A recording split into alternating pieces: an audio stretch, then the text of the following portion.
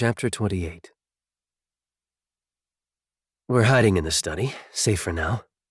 No one nowadays knows it exists other than the faithful old servants who bring us food and water under cover of night. The high priest lies in a semi-comatose state, and I give him a little food and water whenever he briefly regains consciousness. He doesn't speak or even recognize me, and after he's taken a few sips of water and morsels of food, he falls back into a stupor. For 7 years, Egypt knew peace and prosperity. It seems the priests of Amun-Ra had accepted the high priest as their king, but in reality they were meeting secretly with Kakamut's old cronies who had come back like vultures to feed upon Egypt. Rappahamen, today we have won the battle, but the war against evil is never ending, the pharaoh had said on the battlefield after he killed Kakamut. A year ago, war broke out. The high priest fought in all the battles, and in the final one he was severely wounded. Several of his brave soldiers quickly removed him from the battlefield before he could be captured. When the servants bring food, they also bring news of the outside world. The high priest of Amun has taken over Waset and the south of Egypt. Another usurper has declared himself king and made his home in the city of Tanis, from where he governs the north of Egypt. The traitors have revoked all the good laws made by the pharaoh and the high priest. Documents signed by them have been destroyed, and their names have been erased from temples and public buildings. As was done centuries ago to Pharaoh Akhenaten, it'll be as if the pharaoh and the high priest had never existed. In his semi-comatose state, the high priest cries out for Elena. We haven't spoken of her in years. Whenever I've mentioned her, he's changed the subject, but he's still in love with her. I understand. Part of me has never left her either. When he's not calling for Elena, he's quiet, and I'm alone with my thoughts about the pharaoh. I remember his parting words, till we meet again. When, my king, when? I'm old for a cat, so old my silvery coat has turned white.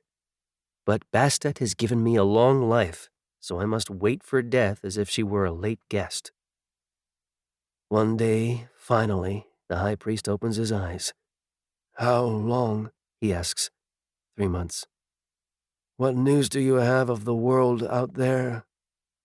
I tell him what I've learned from the servants. He listens in silence, and when I've finished, his face is streaked with tears. I have failed my pharaoh, he says, a tremor in his voice. No, you haven't, I tell him. You've been a good king to Egypt. Our pharaoh foresaw it was only a question of time before evil showed its ugly serpent's head again. You are a good friend, Rappahamen. I find comfort in your words. I did a lot of thinking while you were unconscious, and promised myself that if you revived, I'd make you a proposal. What is it? Let's return to the future. How can I leave Egypt? I am the pharaoh. You were. We can't save our Egypt. Remember what we saw at the Metropolitan Museum? Egypt as we knew her is gone. Let's spend whatever time we have left with Elena. You know, Rappahamen, you are getting wiser with age. How old are you now? That's personal. In the last 2 weeks, the high priest has regained strength and even put on some weight. Today is New Year's Day, the day we've chosen to leave. He's put on the war crown and the jewelry he wore on the day of his last battle. Everything is packed, his old papyri and magic potions. I'm wearing my iron medallion. I've nothing to pack. Before we leave, I want to take one more look at Egypt's sky. At the palace, the New Year is being celebrated, and everyone will be too drunk to notice a lone cat walking by. It's way too risky for the high priest. I'll say goodbye to Egypt for him. I'm going out now, I tell him. Everything is ready. As soon as you are back, we leave. Please be careful. I will. I make my way up the stairs, open the door, and cautiously step into the dining hall.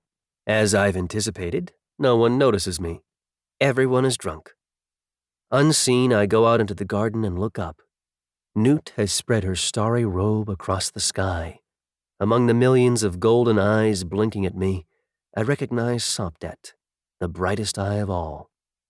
Suddenly, the star upon my forehead begins to burn, and I relive all that's happened to me from the moment I met the pharaoh. I know I'll never forget any of it. But now it's time for me to leave. Farewell, Egypt. Farewell.